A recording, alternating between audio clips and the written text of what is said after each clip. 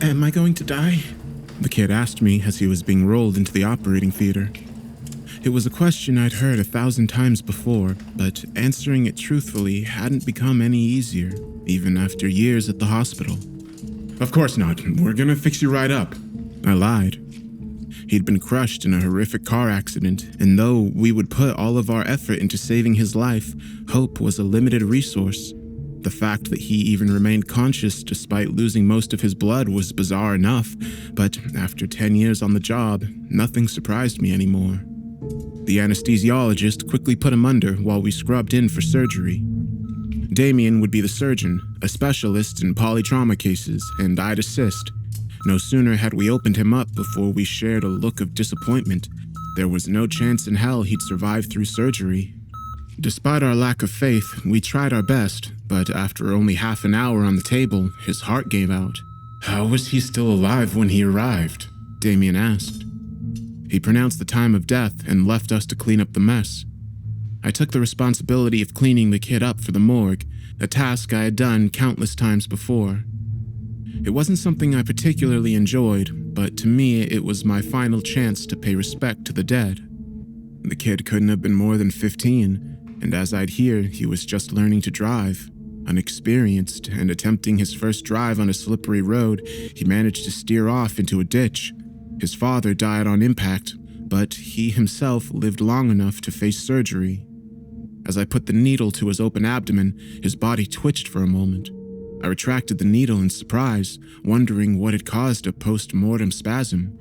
Then, the boy suddenly gasped for air as his eyes shot open. He let out the most violent scream imaginable as he suddenly returned to life. Help me! He begged with a guttural voice as I stumbled back in panic and slipped onto the floor. I called for help, and the rest of the team came running into the operating theater, each panicking as they witnessed the dead boy scream on the operating table. His spine was fractured, so though he yelled in agony, he could do nothing to move. The anesthesiologist quickly attempted to sedate him while we checked his vitals.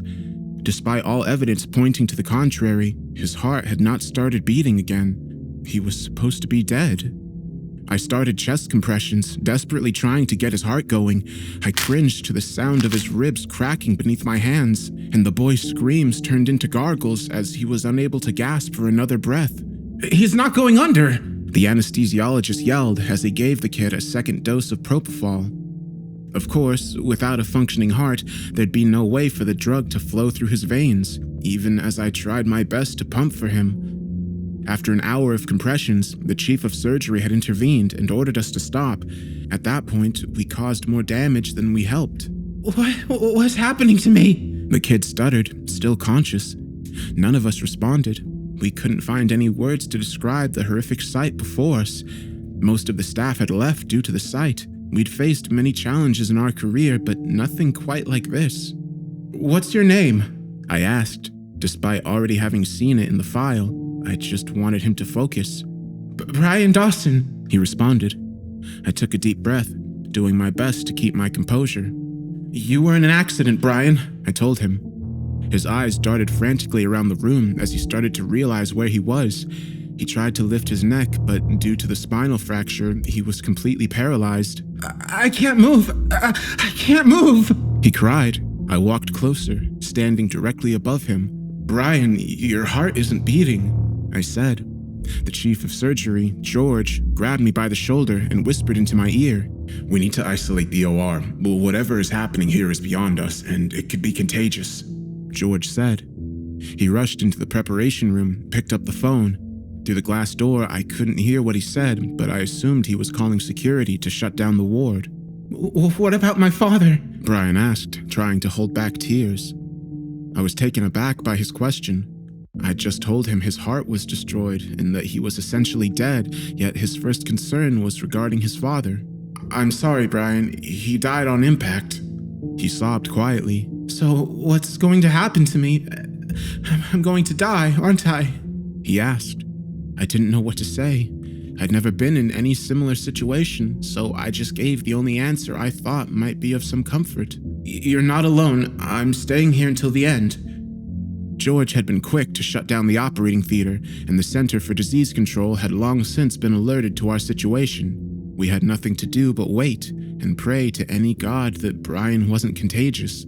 I had already been exposed, so I examined Brian, checking for any chance of improving his situation.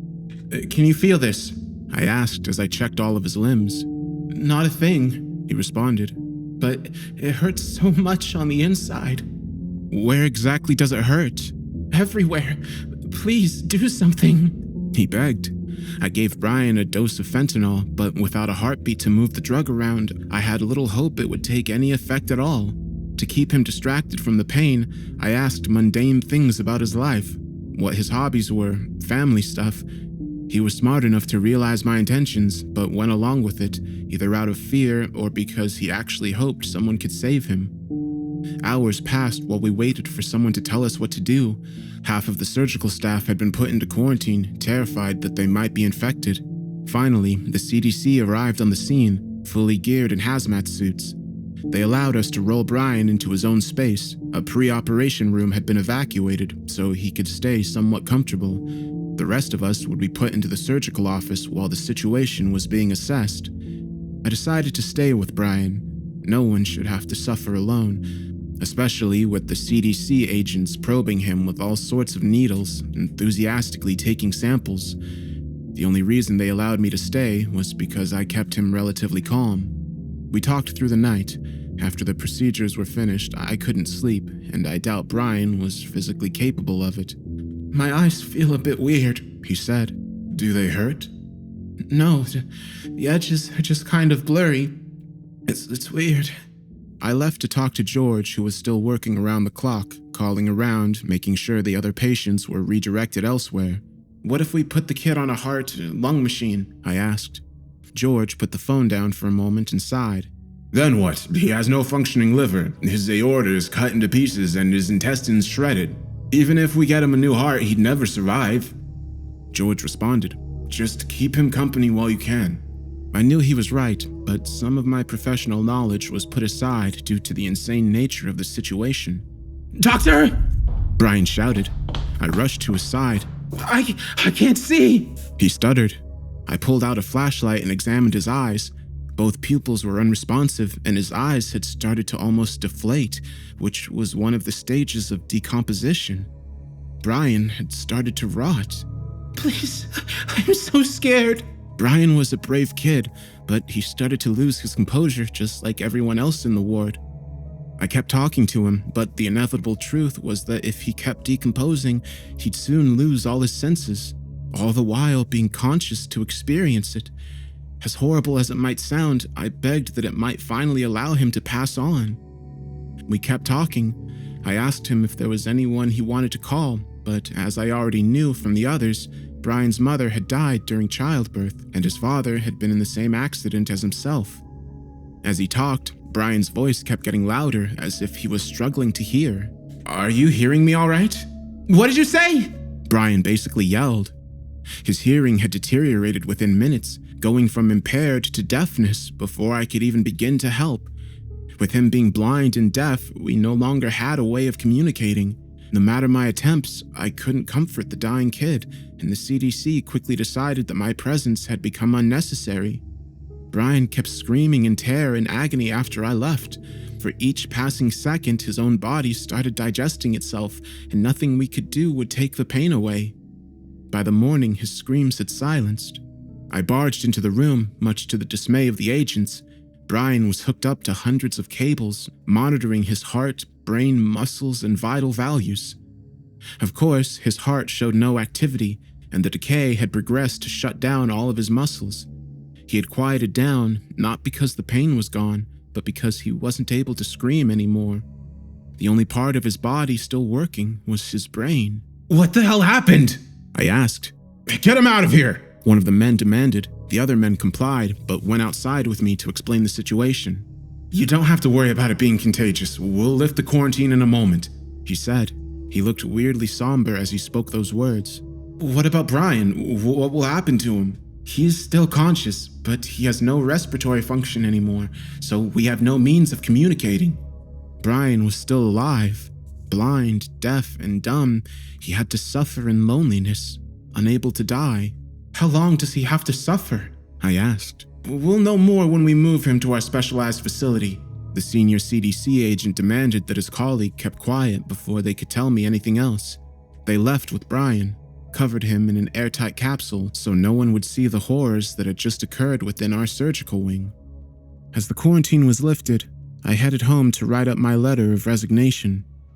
I had a well-connected contact within the CDC, but upon trying to get more information, he claimed no such case had been presented to them, that no one had ever been admitted to their facility under the name Brian Dawson. About a month later, a lawyer, accompanied by a doctor, showed up at my door with a bunch of documents, all regarding doctor-patient confidentiality. The lawyer looked tired, worked down to the bone, as if he had made many such trips before. He asked me to sign the documents and never speak of this again, saying I'd lose my medical license if I did. Not that it matters to me, I'm done in that field for good.